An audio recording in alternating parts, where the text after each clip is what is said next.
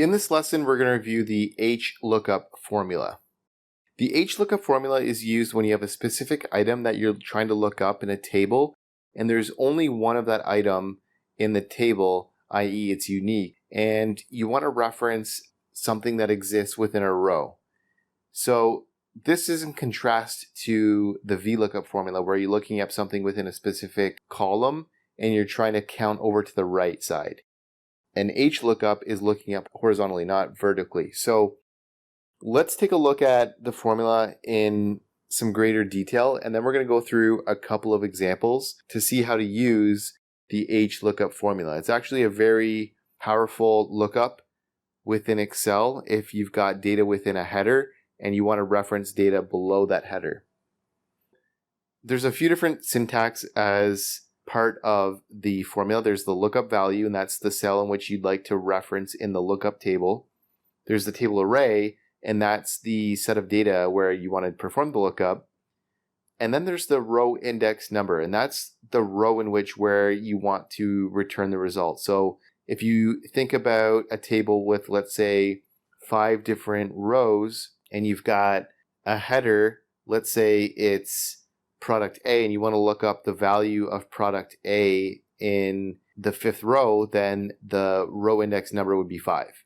The range lookup is in reference to whether you want to look up an exact match or a close match. So Excel offers you the opportunity of either applying an exact match or a close match. Let's take a look at a couple examples. So in our first example, let's say that you're a sales executive of a company named Fresh Market. You have a list of product sales in a sales report spreadsheet, but the report only shows quantity of sales and not the unit price or sales dollar amount sold. The unit price is in a separate table, and you want to be able to pull it into the sales report table and show the unit price and sales dollar amount alongside the rest of the data in the sales report. So the solution is to use the HLOOKUP formula. We can perform the lookup of the product type. Let's say the product type is Apple, and we can do that in a separate table that contains the unit price information. Once that information is pulled into the report, we can multiply that by the sales to determine the total sales amount, i.e. price times quantity gives us revenue. Let's take a look at how that works within our data table, and then we'll move on to example 2. So as you can see, our raw data is included in cells C41 through F253. That's the first table. And if you look over on the right side in cells K47 through M49, we've got our second table. Now if you look at table 1, starting in row 41 in cell C41, we've got the headers for the first table, sales order number, the month in column D, the product in column E, and then the unit sold in column F. However, if we want to find out what the revenue is by sales order, we have to take the unit sold and multiply it by the sales price. But the sales price wasn't initially included in this data table that is in blue. So we want to do an HLOOKUP to determine what the sales price is for each of the products to be able to multiply it by the unit sales in order to determine what the total sales amount is or the revenue is. And we can do that in column G.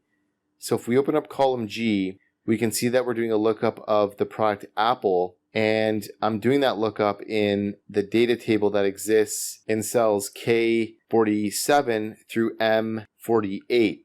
That is, we have a data table that contains all of our products, apple, banana, and grape, and it gives us our January and March data. So in this case, apples for January were selling at $12, but they were actually selling at $16 in March. But if we use the HLOOKUP, I can look up Apple, i.e. cell E42, within table 2, and if that is found, then I want to return the second result. The first result would be row 46, i.e. that's the product header, Apple. The second row would be January, and the third row would be March. So if I press enter, I get $12, and then based on that, I can multiply cells F42 by G42 in order to get the total revenue of $24 for that sale. Let's ignore column I for now. That's part of our second example. But if we continue to apply that approach, we can see that the HLOOKUP will work for the rest of the table as well. I'm going to do an HLOOKUP of Apple again, which is in cell E43. I'm going to look up within K47 through M48, or if I want to drag that down through M49, it's not going to make a difference. I can still get the result of the second row, which is January in that table, and it's going to return $12. I'm putting in a 0 in the last part of the formula, the range lookup, because I want to find an exact match. If I put true, it'll also provide an exact match. For bananas, we know bananas are selling at $10 in January, and so we can see that the formula is consistently working. Let's go down to a different month. Let's go down to March. So if I look at the formula for March and bananas, let's say, it's going to do a lookup of the word banana, and it's going to do that lookup within the data table, and it should return, instead of the second result, i.e. the second row, we want it to return the third row. So what I'm going to do is I'm going to change that part of the formula to say row index number 3, and I'm going to press enter, and I'm going to apply that to all of the March data because I don't want it to pick up the January data.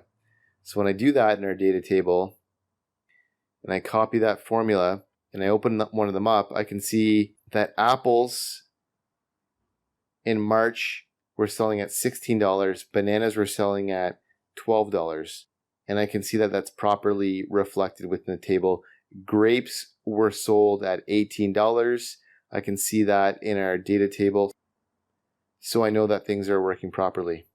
So that's how you do an HLOOKUP to a separate data table. In this case, we're just doing an HLOOKUP of the product which exists in the product header, and then we were trying to make reference to the sales price for those products and bring that into a different table. Let's take a look at another example, example number 2. Assume you're working with a very large data set and the rows are occasionally shifted. If you were to insert a row in the second table below, i.e. the one that contains the product pricing, between the first and the second row, the formula would break because the lookup is currently being done to row 2. So for instance, let me look up the formula that's used in row 45 here. I can see that we're using HLOOKUP, then we're making reference to the lookup value, which is Apple, i.e. cell E45, and we're performing that lookup within this data table here, cells K47 through M49. And in this formula, we're also making reference to row number 2. But what if I were to insert a row right here and move down January and March? Look what happens to my data. Row 2 no longer exists, it's blank. And that's because I moved down January and March data and I was referencing row 2. Row 2 of this table is now blank. Below apple, banana, and grape, there's no data, and it completely messed up my data table where I was calculating the unit price and the sale amount. The sale amount is the product of the unit price and the sales for a given day. So because I want to have the flexibility of inserting rows within this second data table, I'm going to use a bit of a different formula here. I'm not going to use my traditional HLOOKUP. I'm going to use an HLOOKUP with an embedded match formula. So that's what I'm showing in the solution here in row 33. Our old formula is in row 34, where we're just doing a simple HLOOKUP. We're referencing a specific cell. We're looking at a separate table, and we're returning the second or third row, versus a different formula that you could use is an HLOOKUP with an embedded match. Let's take a look at how that works. So for the HLOOKUP with an embedded match, the way it works is, again, you're still using a lookup. So the first part of the formula is to reference the value that you want to look up. And if we were to take a look at an example, let's look at cell I42. In I42, I've got an HLOOKUP of cell E42, which is Apple, the product Apple. I'm doing that lookup within the table array that exists between cells K47 and M49. And as you can see, Apple does exist in that data table. It actually exists in cell K47. And then what I'm trying to match is the specific month. So I'm going to put in the match formula and embed that within the row index number section. And the reason why I'm embedding it there is because the row index number part of the HLOOKUP formula is going to be based on the month, right? Because in this data table, what's the difference between the second and third row here? The only difference between the second and third row is the month. The second row is January and the third row is March. So I want to return the results of either January or March, depending on what exists and is typed in column D of my data table over here for the sales report.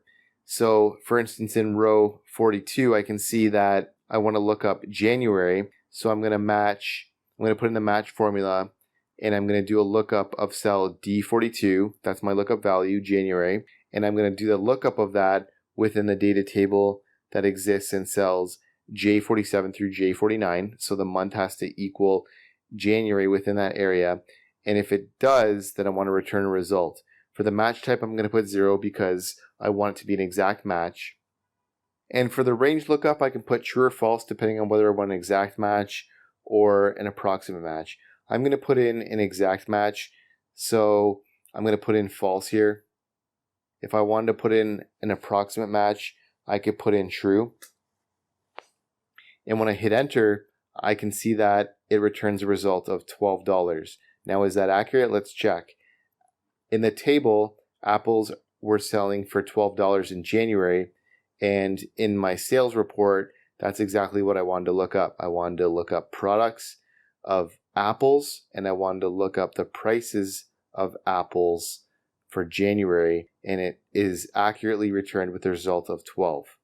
When we apply that formula down, I can see that bananas were selling at $10 in January, so that's accurate. And if I were to go down to March, let's see what results were returned for March. Well, grapes were selling for $18 in March apparently, and if I go up to my data table, I can see that that's accurate. So this is a second way in which you could use the HLOOKUP formula with an embedded match formula. It's actually my preference just because of the versatility with it. And if you were to ever insert a row or move around data within your data table that you're performing the lookup on, you don't have to worry about things getting messed up when you move around the data. For instance, if I move down January and March data within the table, you can see that the HLOOKUP formula stops working under the more basic formula that I set up in columns G and H, but it stays intact in column I. And the reason for that is because it's still referencing the data table. If I cut that data and I move it down even further, it's still going to reference that range. So it has a little bit of elasticity there versus the previous formula. I just entered a number where I wanted to reference specific rows, i.e. row 2, which is now blank. Hey guys, thanks for watching this lesson. I hope you enjoyed it. And if you did, I'd really appreciate a like and subscribe from you. And if you want to learn more about Microsoft Excel, check out these videos above. And don't forget to check out our website, commercecurve.com, where we have lots of in-depth finance and accounting courses available with full training workbooks. All of our courses come with complete workbooks of lessons, examples, pre-built financial models, and training video. Hope to see you there.